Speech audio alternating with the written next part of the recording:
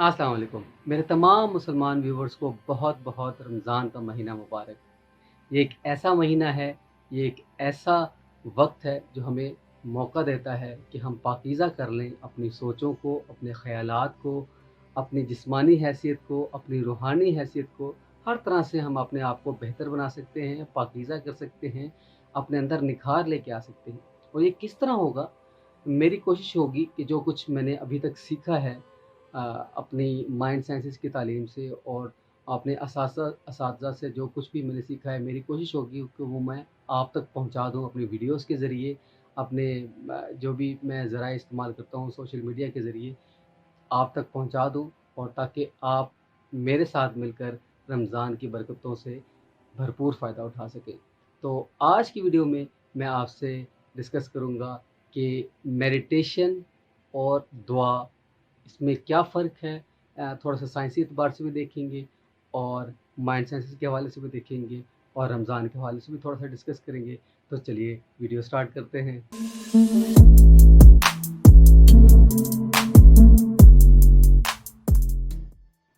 मेरा नाम है बुरेर अली हुसैन और मैं एक कोच, ट्रेनर और माइंड साइंसेज़ एक्सपर्ट हूँ, और आज हम बात कर रहे हैं कि मेडिटेशन और दुआ में कितना फ़र्क मौजूद है और कितनी मुमासलत मौजूद है। तो सबसे पहले मैं आपसे शेयर करना चाहूँगा एल्बर्ट आइंस्टाइन का एक मशहूर ज़माना कोट, और वो ये है कि I live in that solitude which is painful in youth but delicious in the years of maturity. जब हम बात करते हैं माइंड साइंस की, जब हम बात करते हैं रोज़े की, रमज़ान मुबारक की, तो हमारे ज़हन में एक चीज़ आती है, वो ये कि हमने अल्लाह से करीब होना है, हमने दुआ मांगनी है, हमने अपने गुनाहों की माफ़ी तलब करनी है, हमने ज़्यादा से ज़्यादा बरकतें समेटनी है और अल्लाह से अपना रिश्ता उस्तवार रखना है बेहतर तरीके से। तो इसमें एक चीज़ जो कॉमन है, जो कि जिसके जिसके ज़रिए हम अल्लाह से करीब हो सकते हैं, वो है तन्हाई।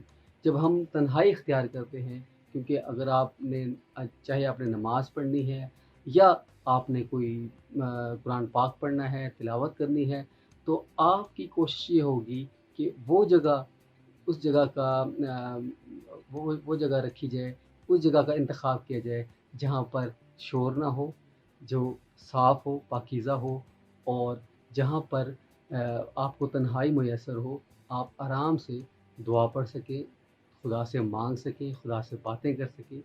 और ये तमाम लोग सब ये कहते हैं, इसमें कोई इख्तलाफ नहीं है, इसको सब इस बात पे मुत्तफ़िक हैं कि नमाज के लिए, दुआ के लिए या तिलावत के लिए जगह पाकीज़ा होनी चाहिए, और कोशिश ये होनी चाहिए कि ख़ामोशी हो। ज़रूरी नहीं है कि तन्हाई हो, लेकिन ख़ामोशी होना ज़रूरी है।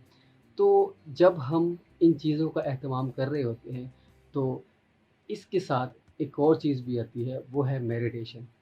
मेडिटेशन गो के हमारे माशरे में समझा जाता है कि ये शायद कुछ और चीज़ है, इसके ताने बाने किसी और चीज़ से मिलते हैं, लेकिन ये भी एक तरीका है दुआ मांगने का, खुदा से जुड़ने का, खुदा से अपनी माफ़ी तलब करने का। और बहुत सारे तरीके हैं मेडिटेशन के भी, मेडिटेशन में भी बहुत सारे वेरिएंट्स हैं, बहुत सारे, क्योंकि ये कोई हार्ड एंड फास्ट रूल नहीं है कि आपने इस तरह मेडिटेशन करनी है और इस तरह नहीं करनी। इसमें कोई ख़ास तरीका मौजूद नहीं है। आप नमाज़ पढ़ते हैं, जिस तरह आप अल्लाह से दुआ मांगते हैं, नमाज़ पढ़ने के बाद अगर आप मेडिटेशन करते हैं, तो इससे भी आपको बहुत फ़ायदा मिलता है।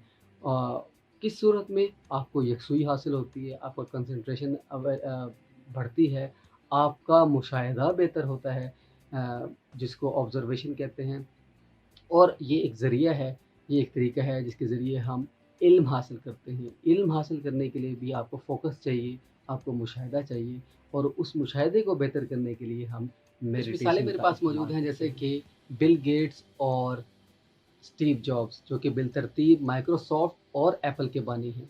इन दोनों की ज़िंदगी को उठा के देख लें तो एक चीज़ मिलेगी आपको कि इन्होंने बहुत सा वक्त तन्हाई में गुजारा, या यूँ कह लूँ मैं कि दुनिया से कट के गुजारा, जिसकी वजह से इन्होंने इतनी बड़ी इजादात की कि जिन इजादात से आज भी हम फ़ायदा उठा रहे हैं। और अगर मैं थोड़ा-सा एक्सपेंड करूँ इनकी तन्हाई को, इनके जो दुनिया से कट के जो रहने का जो अमल है, जो वक़्त उन्होंने गुज़ारा, जैसे कि बिल गेट्स ने 16 साल दुनिया से कट के अपने रूम में, अपने अपार्टमेंट में गुजारा, जिसकी वजह से उन्होंने इतनी बड़ी चीज़, इतनी बड़ी टेक्नोलॉजी क्रिएट की।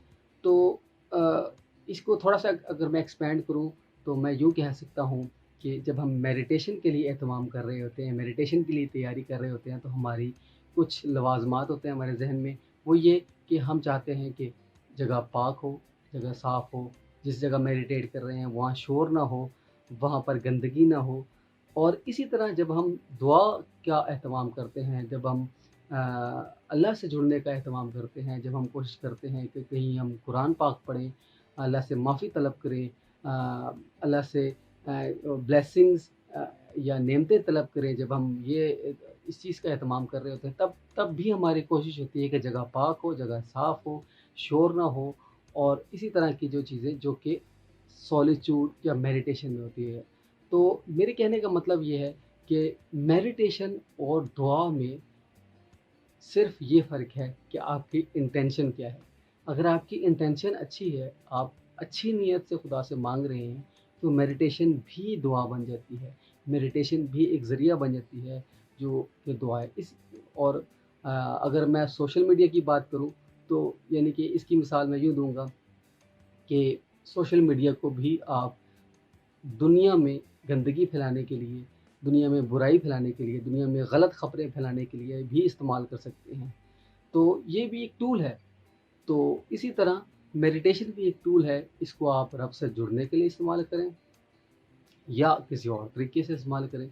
लेकिन मेडिटेशन, मैं आपको बताता चलूँ, एक ऐसा टूल है जिससे हम सिर्फ़ और सिर्फ़ फ़ायदा ही उठा सकते हैं। अगर आप सही तरह से मेडिटेट कर रहे हैं, या आपको पता है कि मेडिटेट करने का क्या तरीका है और सही तरह से उस तरीके पर अमल कर रहे हैं, तो आप कभी भी किसी को हार्म नहीं पहुंचा सकते, किसी को तकलीफ़ नहीं दे सकते, किसी को किसी तरह का भी उज़र या तकलीफ़ नहीं पहुंचा सकते।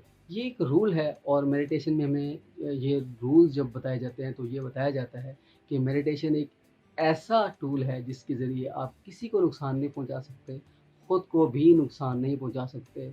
हाँ, ये ज़रूर है कि आपको मेडिटेशन का पहले पता हो कि मेडिटेशन होती क्या है, मेडिटेशन में क्या-क्या चीज़ें हैं।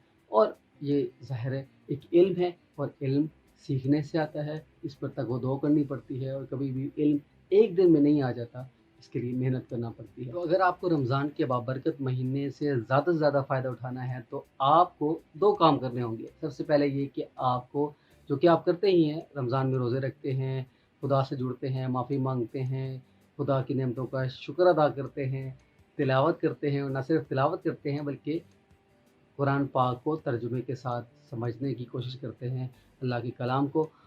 ये तो आप करते ही हैं, लेकिन इसके साथ-साथ अगर आप मेडिटेशन को भी शामिल-ए-हाल करेंगे, मेडिटेशन को भी रोज़मर्रा मामूलात में अपने शामिल करेंगे, तो इससे आपको फ़ायदा ये होगा कि आपकी मुशाहिदे की क़ुव्वत बढ़ेगी, आपके अंदर स्ट्रेस किसी वजह से अगर क्रिएट हो रहा है, तो वो ख़त्म होगा, उसमें कमी आएगी बड़े तेज़ी के साथ, और इसके साथ-साथ आपकी प्रॉब्लम सॉल्विंग स्किल्स भी इम्प्रूव होंगी।